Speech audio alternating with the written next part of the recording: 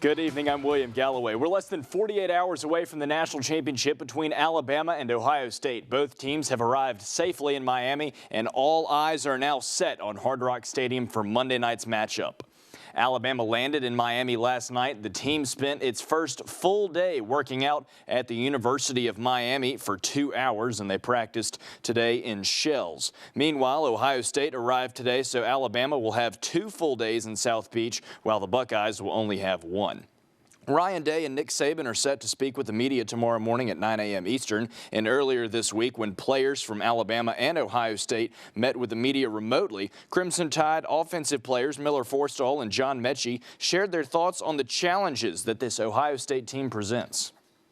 I think when you turn on the film, the first thing that strikes you is that, man, they are a really good football team. They are disciplined. They do what they're supposed to do. Not only that, they're super athletic as well. So they pose a really good matchup problem for us to look at and to kind of go across the board and make sure we have a really good game plan going into this game. Their DBs are really long, lengthy, good in coverage. So I think just on my part, being prepared to face whoever and win my box.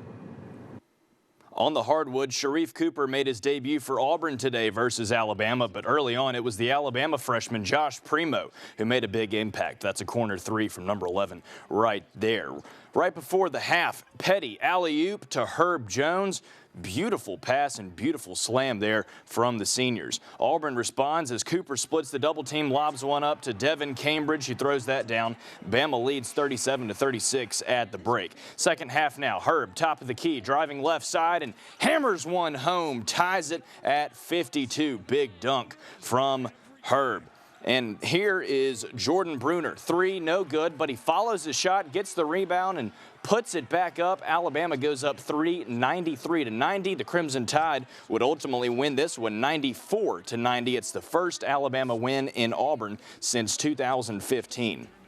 So we take a look at some numbers from the game today. Primo, Bruner, and Jones all had season highs in the scoring column. Shackelford added 11 and Petty contributed 10 offensively. And for Auburn, Cooper showed out in his debut with 26 points and 9 assists. After the game, Nate Oates said the team had a little party in the locker room to celebrate the big win.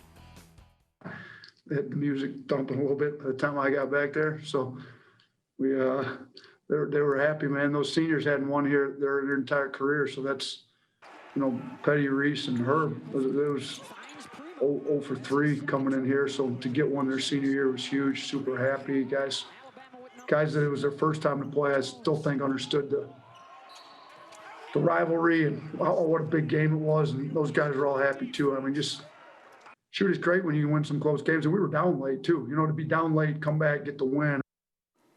If you watched the game today, you saw what a special player Sharif Cooper was. Even without Alabama having Javon Quinterly, Cooper lived up to the hype against a much more experienced Alabama team. The freshman played nearly 33 minutes in his debut, and after the game, Coach Bruce Pearl said Sharif Cooper was really ready for the moment.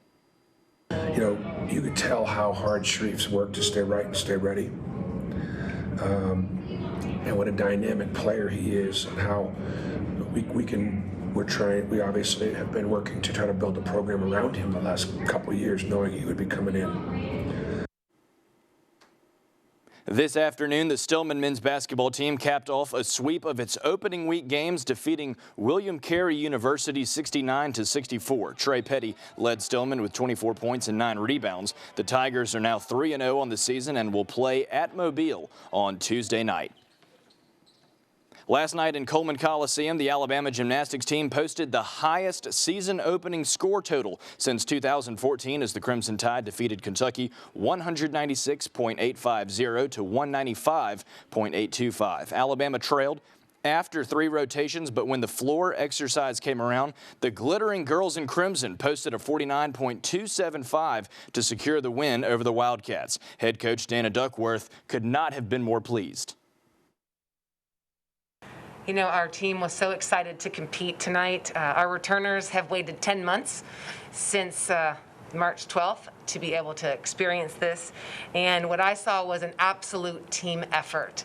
We have 15 available athletes right now that are training, and we utilize 13 of 15 young women. That's it for sports this evening. I'm William Galloway. We'll be right back after this.